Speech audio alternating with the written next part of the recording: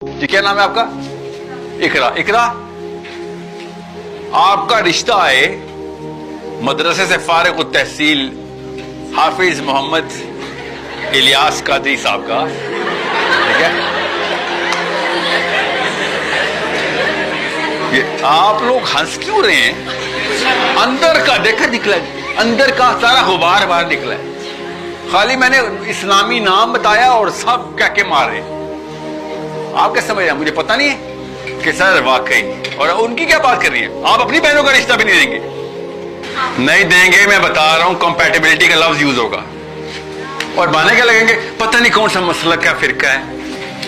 हाँ, अच्छा तुम्हारे फिरके का होता तो मान लेते, उसने तो बताया भी नहीं कौन सा फिरका है। मैं यहां पे मौलवी साहब की प्रोफाइल और आर्किटाइप नहीं बता रहा हूं, मैं नॉन मौलवी की आर्किटिपिकल बिहेवियर और डिस्पोजिशन बता रहा हूं।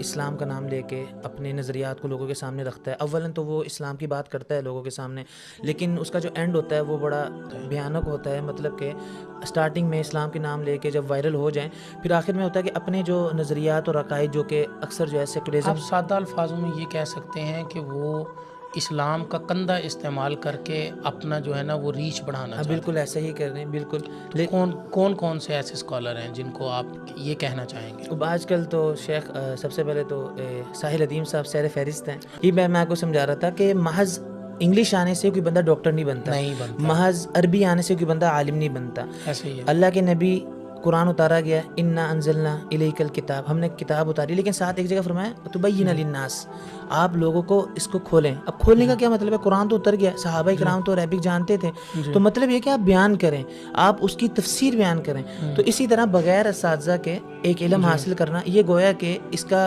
कन्फर्म पूरा इल्म कहते हैं, ऐसा नहीं हो सकता, वो अधूरा इल्म होगा।